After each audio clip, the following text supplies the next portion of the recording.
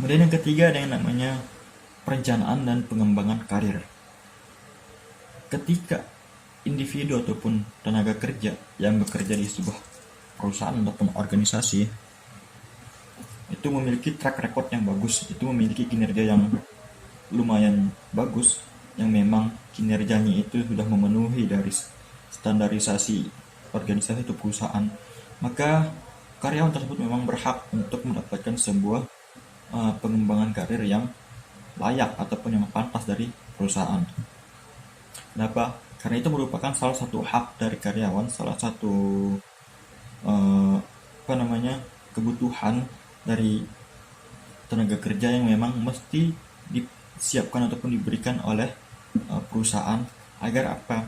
Agar keahlian ataupun kemampuan dari karyawan tersebut itu dihargai ataupun merasa dihormati oleh perusahaan, sehingga ketika perusahaan menggunakan penilaian kinerja ini sebagai perencanaan dan sebagai pengembangan karir, maka di sana akan meningkatkan motivasi, akan meningkatkan efektivitas dari karyawan tersebut agar mampu melaksanakan setiap strategi bisnis, setiap rencana bisnis ataupun setiap dari strategi organisasi tersebut dengan baik, sehingga ini akan menimbulkan sebuah dorongan kuat dari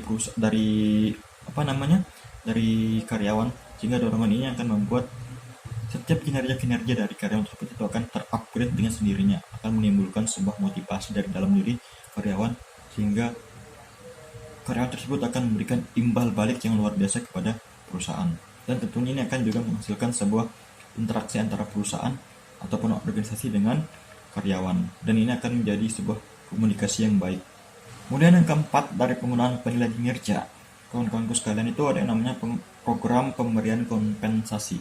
Nah, ketika manajer sumber daya manusia ingin memberikan sebuah imbal hasil atas kerja ataupun kinerja dari karyawannya ataupun tenaga kerjanya, yang menjadi tolak ukur, yang menjadi acuan atau menjadi barometernya itu adalah bagaimana kinerja dari karyawan tersebut selama karyawan tersebut bekerja di perusahaan ataupun organisasi tersebut.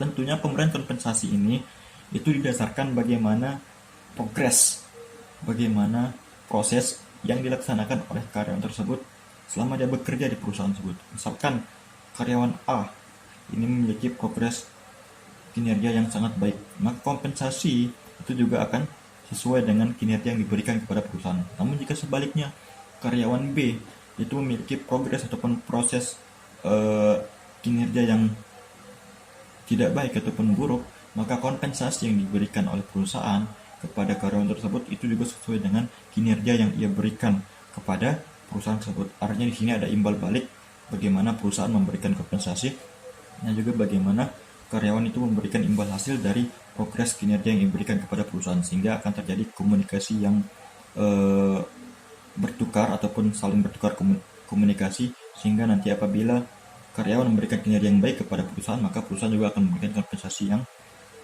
baik sesuai dengan kinerja yang diberikan kepada perusahaan tersebut oleh karyawan yang bersangkutan.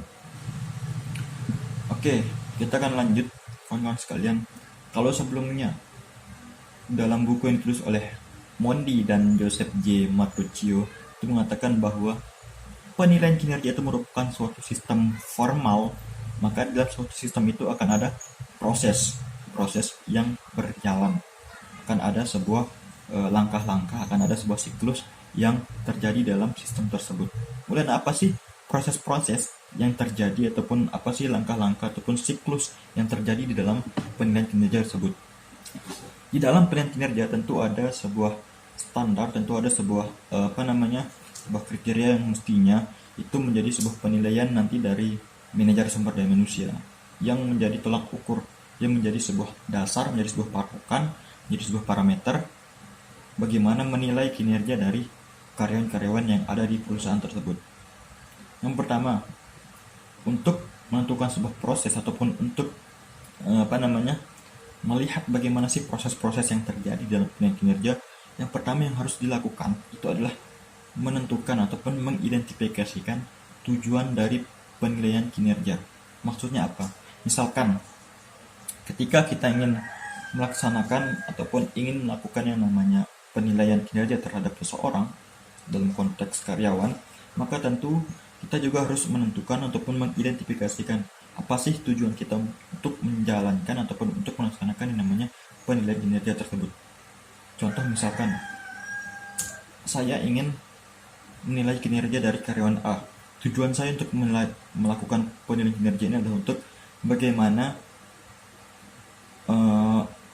apakah pantas si A ini untuk dipertahankan sebagai seorang karyawan ataupun tenaga kerja yang bekerja di perusahaan ini. Itu kita harus pertama mengidentifikasi tujuan dari penilaian kinerja yang akan kita lakukan. Kemudian yang kedua, itu menetapkan kriteria-kriteria yang ada di dalam proses-proses tersebut. Contohnya seperti apa? Misalkan ketika kita sudah menentukan tujuan kita melakukan penilaian kinerja, maka kita juga harus membuat sebuah patokan-patokan. Kita harus membuat sebuah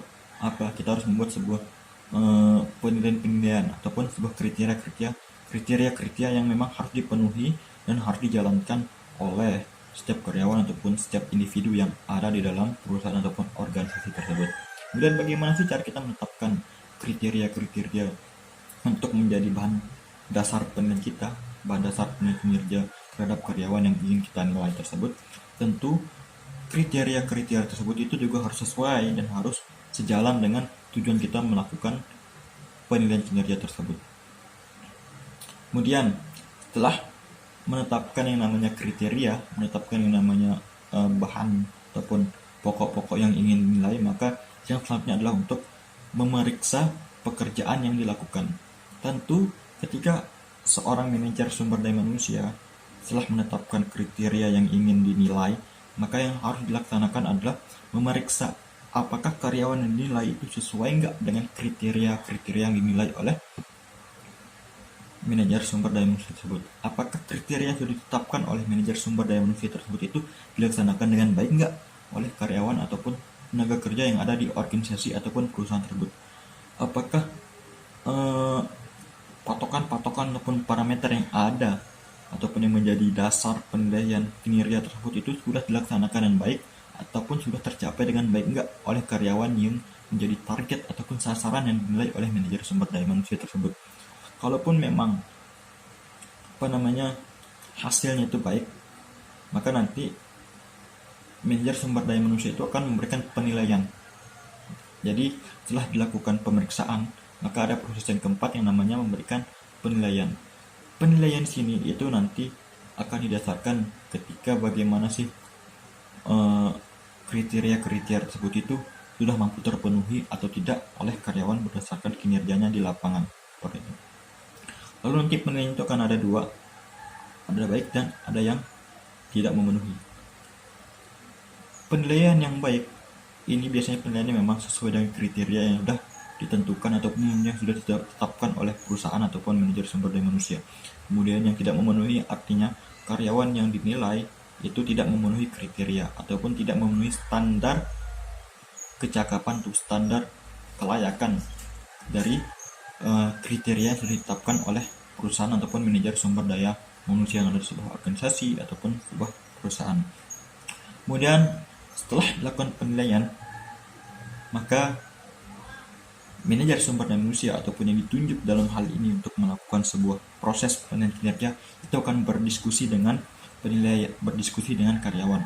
Berdiskusi dalam artian di sini itu memberikan sebuah penjelasan kepada karyawan. Artinya apa sih yang membuat karyawan itu seperti ini? Misalkan contoh ketika karyawan kinerjanya itu yang dinilai itu sangat baik, ataupun janganlah kita berbicara tentang karyawan yang memiliki kinerja yang tidak memenuhi standar ataupun tidak cukup atau tidak baik.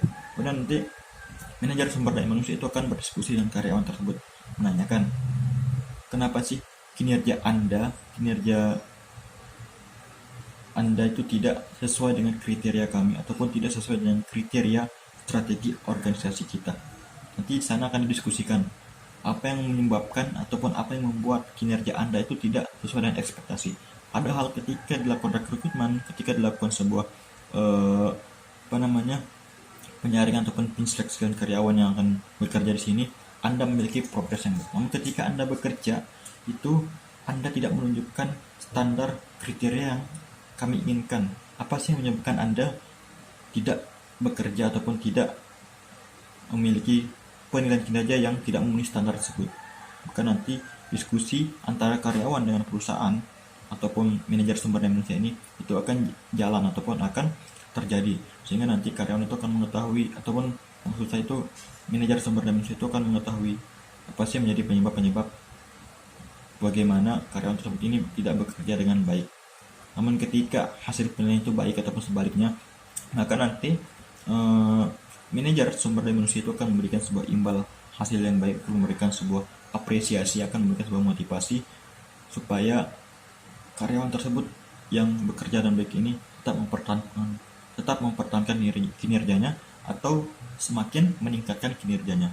Namun yang sebaliknya, yang tidak memenuhi standar itu akan biasanya diberikan motivasi, bisa juga diberikan pelatihan pengembangan untuk meningkatkan skill dan menghilangkan tekanan yang ada dalam organisasi ataupun perusahaan tempat ia bekerja. Kemudian di subbab yang selanjutnya tentang penilaian kinerja, setelah berbicara tentang proses, maka di sini akan ada yang namanya bagaimana sih seorang manajer itu menetapkan membuat sebuah standar, apa sih yang dinilai ataupun apa sih yang menjadi kriteria-kriteria tertentu dalam menilai kinerja dari karyawannya. Kalau yang paling umum yang menjadi standar, yang menjadi sebuah parameter dalam penilaian ataupun kriteria penilaian kinerja itu ada sifat, ada perilaku, ada kompetensi, ada pencapaian tujuan, dan potensi peningkatan.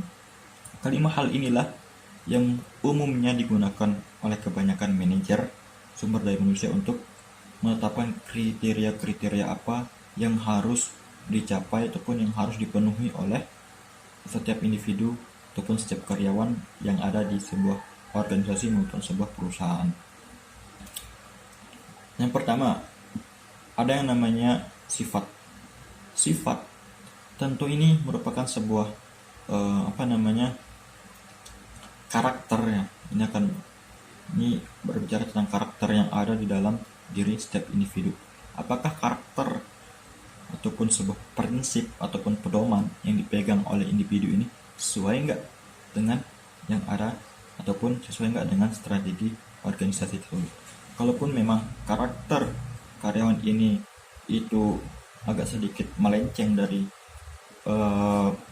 karakter organisasi ataupun perusahaan, maka perlu dilakukan pembenahan oleh manajer sumber daya manusia. Agar apa? Agar karakter dari karyawan ini itu mampu diadaptasikan ataupun mampu disinambungkan ataupun disinkronisasikan dengan karakter yang ada di organisasi tersebut. Kemudian yang kedua ada yang namanya perilaku. Perilaku ini biasanya berkaitan dengan sikap seorang karyawan ataupun sikap dari seorang individu itu dalam kesehariannya, baik sikapnya terhadap orang lain ataupun sikapnya dalam kesehariannya. Perilaku ataupun sikap ini biasanya berkaitan dengan bagaimana sih karyawan ataupun individu tersebut itu berkelakuan selama kesehariannya. Apakah kelakuan itu baik ataupun tidak baik, itu nanti akan ada kriteria-kriteria tertentu yang menjadi penilaian, menjadi dasar penilaian dari manajer sumber daya manusia. Dan perilaku di sini yang dimaksud itu adalah apakah perilaku dari karyawan ataupun individu yang bekerja di sebuah organisasi ataupun perusahaan tersebut itu tergolong baikkah ataupun memang tidak baik. Itu yang akan nanti menjadi sebuah penilaian dari manajer sumber daya manusia. Kemudian yang ketiga itu yang namanya kompetensi. Berbicara tentang kompetensi, tentu kompetensi setiap individu itu berbeda-beda. Itu tergantung dari bagaimana ia mampu melaksanakan ataupun memiliki keahlian yang di bidang-bidang tertentu. Kompetensi di sini itu tidak bisa dipukul rata ataupun tidak bisa disamakan setiap individu. Maka untuk membuat ataupun menetapkan kompetensi ini sebagai sebuah penilaian kinerja, maka perlu dijadikan ataupun perlu dicari sebuah standar kompetensi yang mestinya harus dipenuhi oleh karyawan. Biasanya kompetensi yang biasanya menjadi penilaian atau menjadi dasar penilaian dari manajer sumber daya manusia itu sejak awal itu sudah ditetapkan saat perekrutan anggota baru ataupun saat perekrutan karyawan baru. Biasanya kompetensi yang paling umum itu adalah kompetensi, misalkan memiliki pendidikan yang standar, mampu melaksanakan ataupun mampu menggunakan katakanlah komputer dengan baik.